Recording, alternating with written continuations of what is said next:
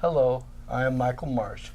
Welcome to the program dedicated to reestablishing constitutional government here in Oregon and in the United States. On paper, we still have a constitutional republic. In reality, we do not.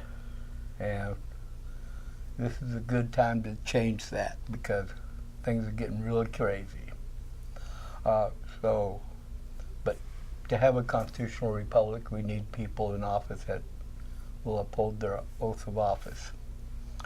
And that is why I've invited Angela Roman to be my guest today.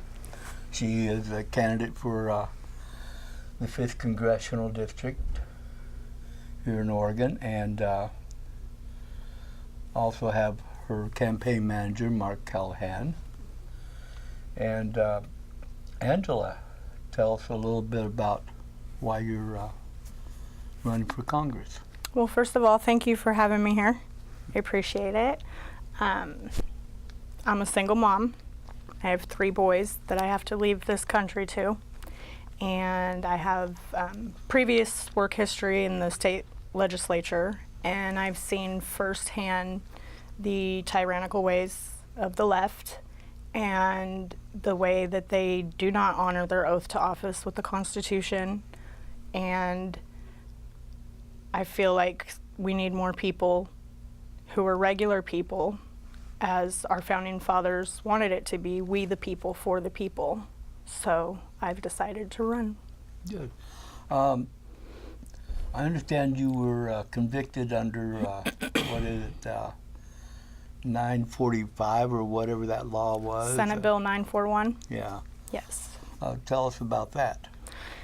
So I pled to a charge for SB 941, which is an unconstitutional gun law. Those aren't familiar with it. It's basically if you were interested in buying a firearm from me and I said, here, go ahead and check it out, the minute you and I exchanged that firearm, even if there was no intent to sell, we both committed a crime because we didn't go to a gun dealership and have a background check ran on each other. I had loaned my firearm to a good friend of mine who was an Iraqi war vet. The state, federal, county, all approved and said that I was responsible enough to conceal carry and own that firearm, but apparently they didn't feel I was responsible enough to decide who gets to hold my firearm. Yeah, and he was holding it while you were there watching, right? Mm-hmm. Yeah. And, it wasn't a permanent thing, it was just temporary. Correct. We'd both had numerous threats to our life prior to a Trump rally. We just wanted to go out and support our president. And because of that, I was called a racist and numerous messages. I had to deal with Homeland Security because they were worried and local police. And so everybody knew. Yeah. Okay, so Eric Swalwell, one of the Democrat candidates for president, says he wants to make it so that everyone with a semi-automatic will have to give up their gun. Now, if you're in Congress, what will be your reaction to such a potential Shall law? not be infringed means shall not be infringed. Yeah. So you're not going to support such a law? No, no. Where's Kurt Schrader? Kurt Schrader, I believe, is for gun control, correct? Yeah, he's kind of wishy-washy on it. Yeah. I understand he's being primary to try to make him a little stronger on the gun control. I think someone on the left I think, was it the Milwaukee mayor is Yes. Mamba or something like that, or Mambo? Gamba. Gamba, yeah, is primary challenging him, yeah. So. Yes. Okay. One of the issues here in Oregon is they're trying to force mothers and fathers to vaccinate their children. And I understand they had a hearing in Congress not too long ago, but I don't know if they're actually planning any legislation or not. Should the federal government be involved in mandating vaccinations? I believe that's the parents' choice.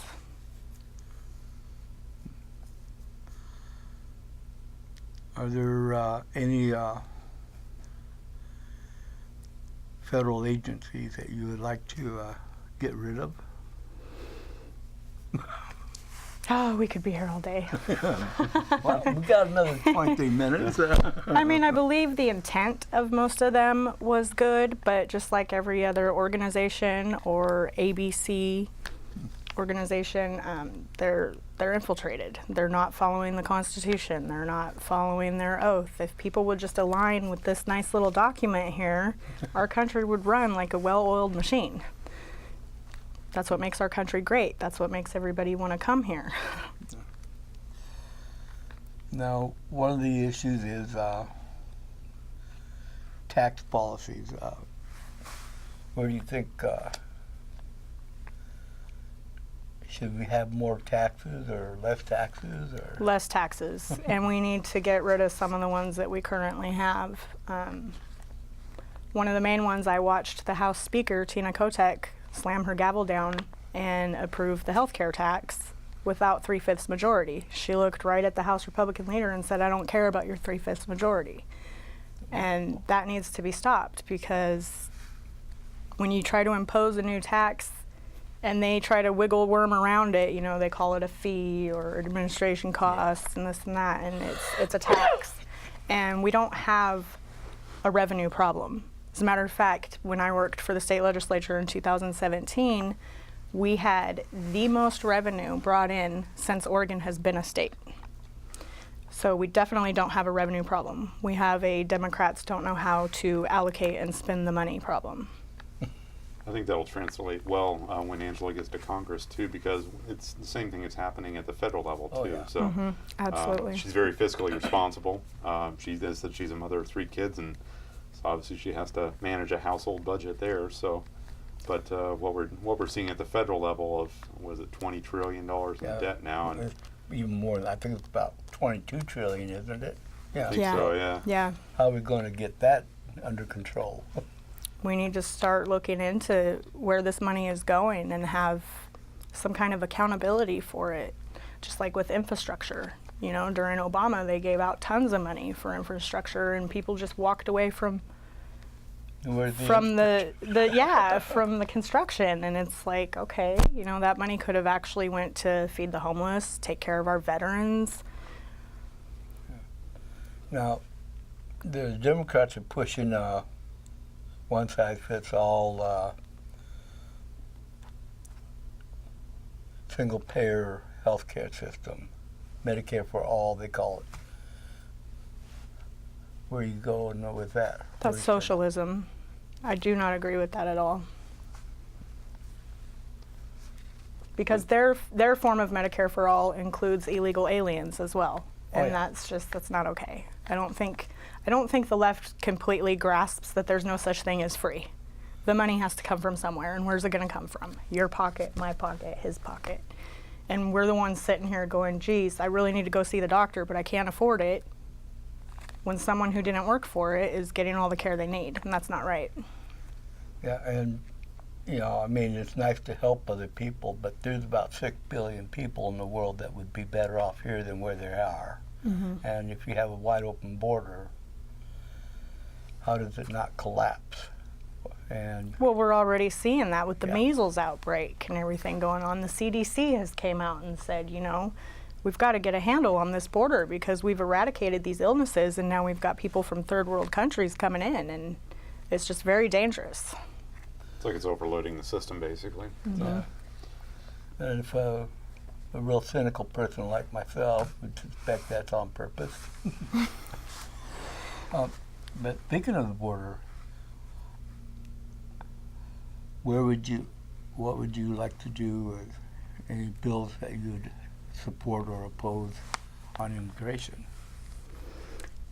Well, my children are half Hispanic, so I'm not the Nazi that I've been portrayed to be. I do believe that there are people truly looking for asylum. It's not okay in Mexico City, Juarez, places like that are really overrun with the cartels, and I get it. And there should be a process for them to be able to come here and get help. But if the Democrats keep pushing the socialistic agenda, they're overbearing our Border Patrol agents and the process. And at the same time, I feel for the left at the same time, because we need to get in there and cut some of the previous Obama administration where it's making it 10 plus years to get approved. It shouldn't take that long.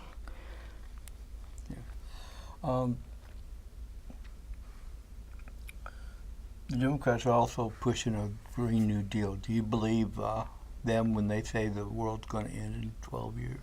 No, not at all. Not at all.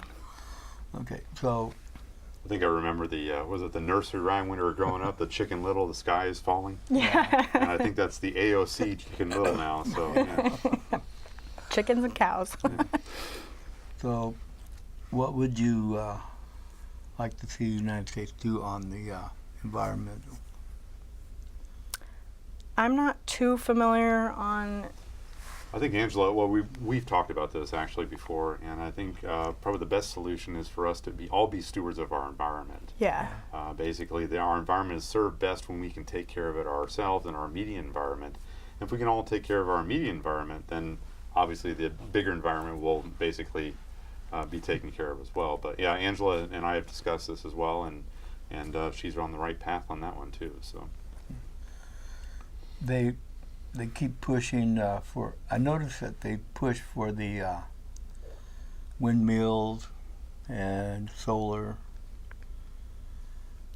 but the one alternative energy source that can actually work now is nuclear energy, and they don't discuss that at all.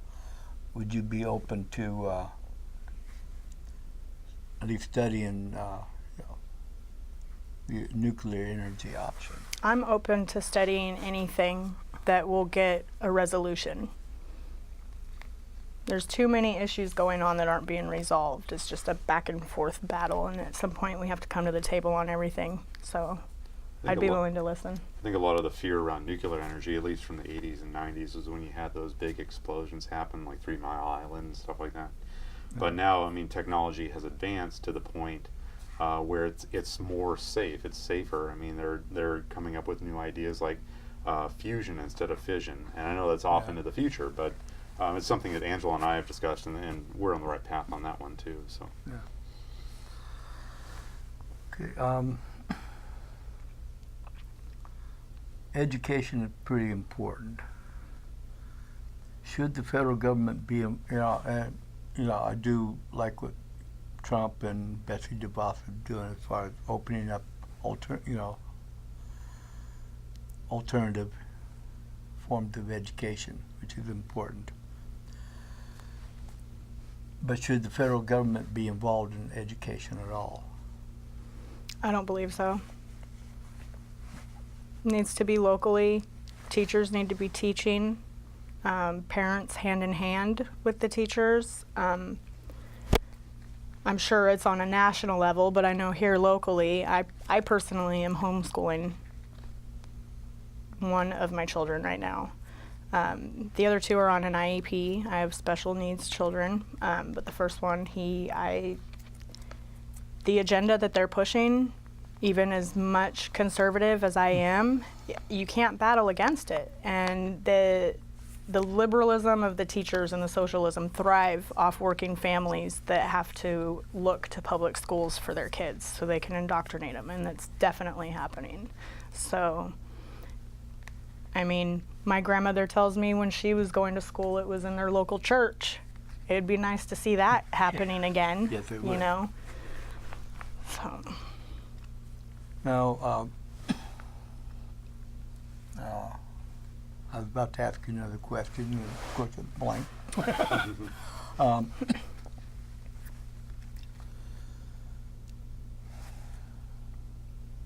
AOC moment? Yes.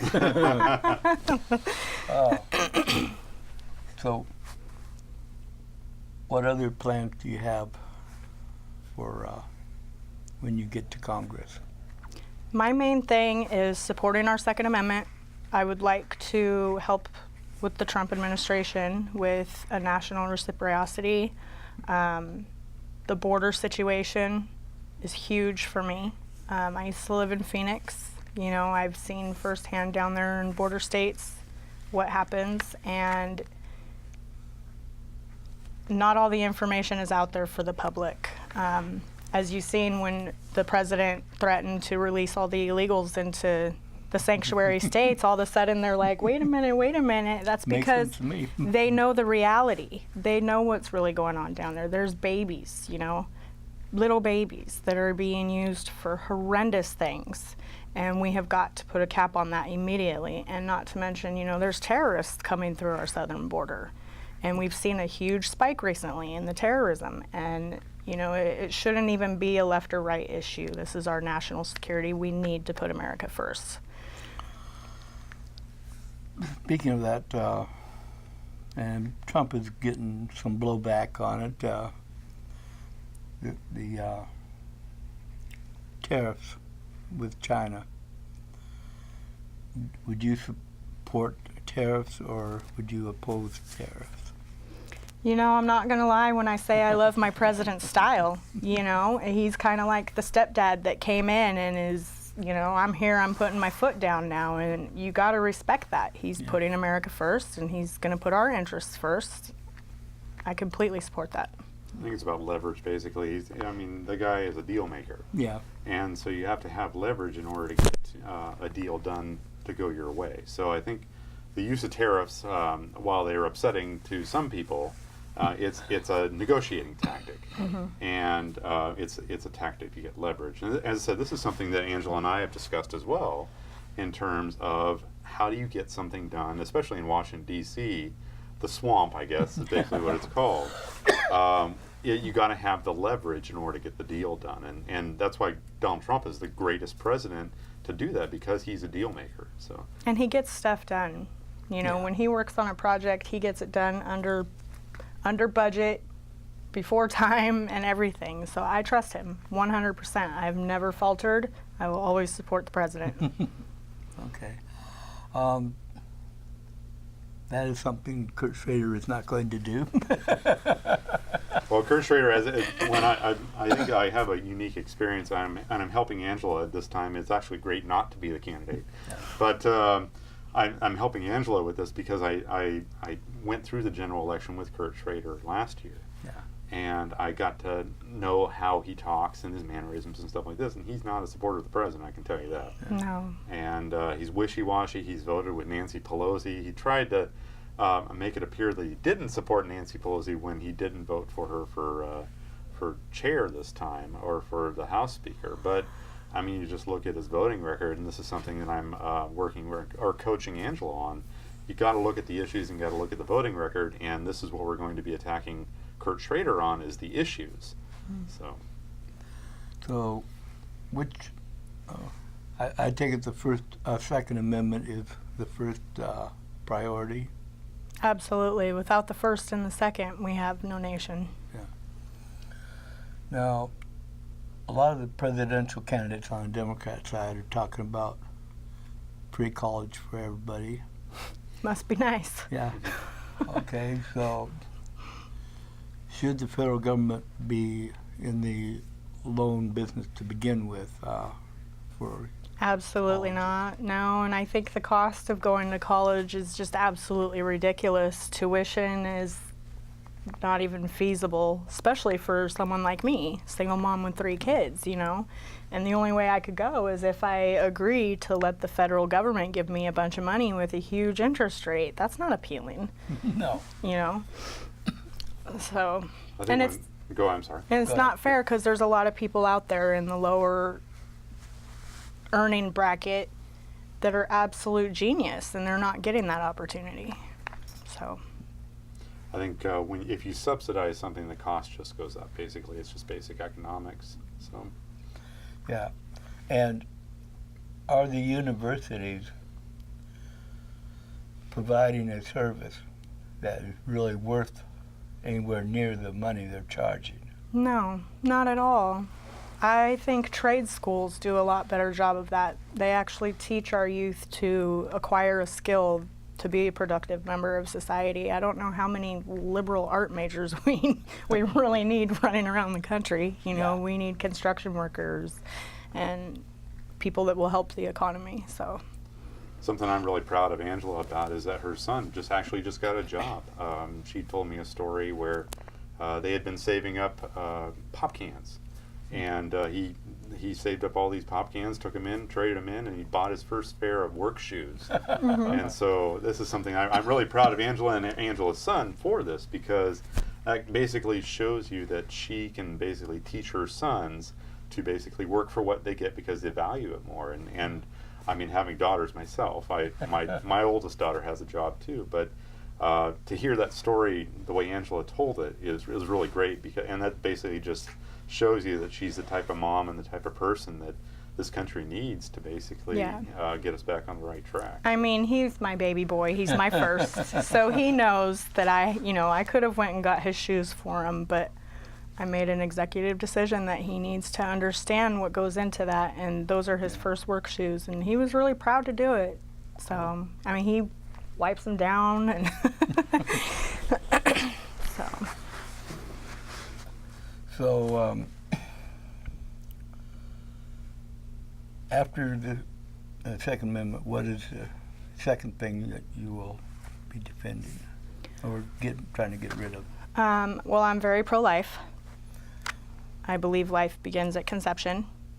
And being here in Oregon, you know, a lot of people, when New York passed that law that they can have it all the way up to the 9th month, and people were, oh my God, and I'm sitting here like, hello. Yeah, hello. Oregon's the We same were the way. first people that passed it, and it's all the way up to the date of birth. That is not abortion, that's murder. Yeah. And for any reason. So I have 3 boys. If I got pregnant and found out it was a girl, I could get cold feet towards the end and say, well, I don't know how to raise a girl, and go in and have an abortion on your money, whether I'm a legal citizen or not. You know, and it's not right. I feel if you're adult enough to conceive a child, then you're adult enough to understand the repercussions of that. Yeah. We need to be focusing on reproductive care and things like that, not just here, go get an abortion. That's not teaching any kind of responsibility, and it's evil. So, does that mean you will not vote for money for Planned Parenthood? Absolutely not. Nope. Good. No. Yeah. And, you know, Oregon isn't, in New York, they're not the only ones that, in fact, I think most Democrat-controlled states Mm-hmm. have all 9 months. Yeah. And Virginia came 1 vote. If they had one more Democrat in the legislature, they would allow the baby Infanticide. to be killed after being born. Yeah. Yeah, that it breaks my heart.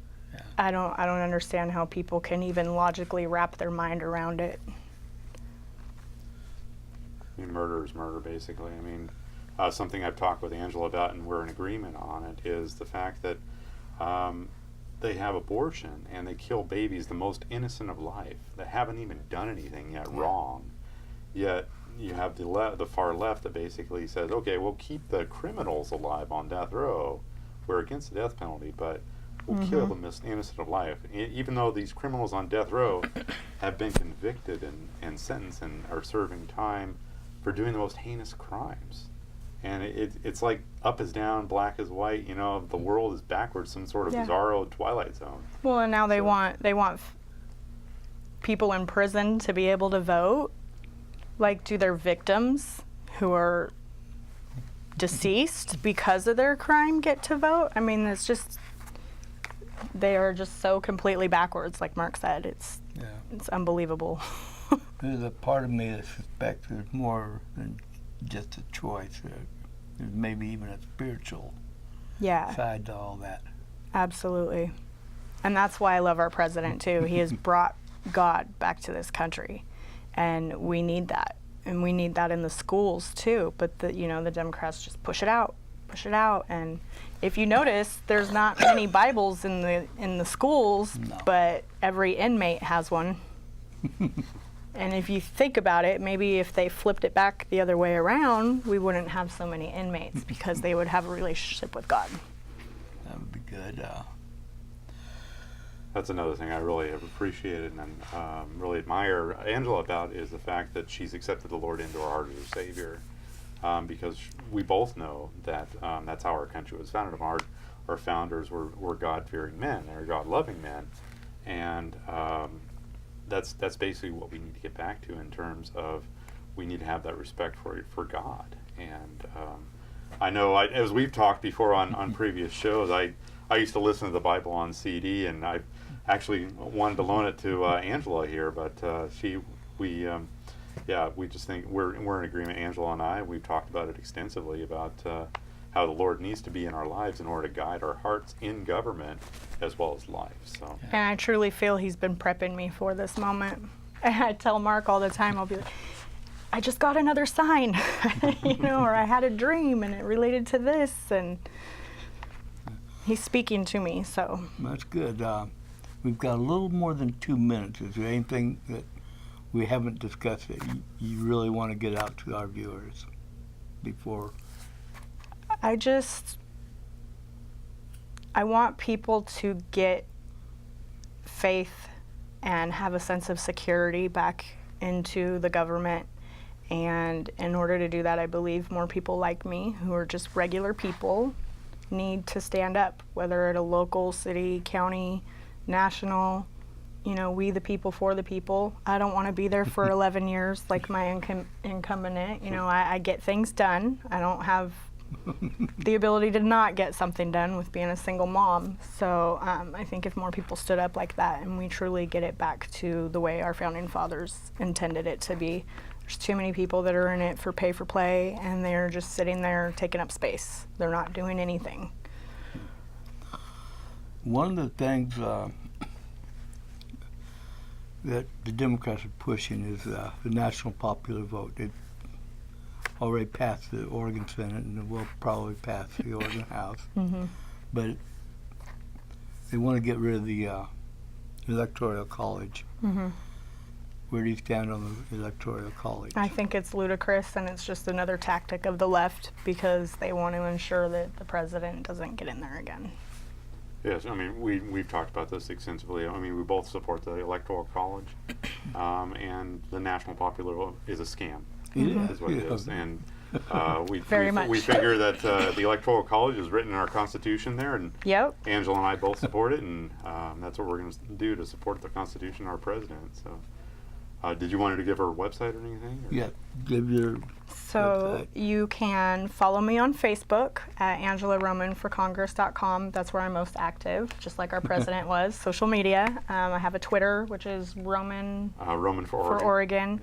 And then our website is AngelaRomanForCongress.com. And there's a donate link and all of the issues that I stand on, a few of the top ones, which is the Second Amendment and term limits, and I'm pro-life. Okay, thank you. Glad you came on, and I look forward to doing some more programs later on with you. Thank you for having me. I appreciate it. Appreciate it. Thank you.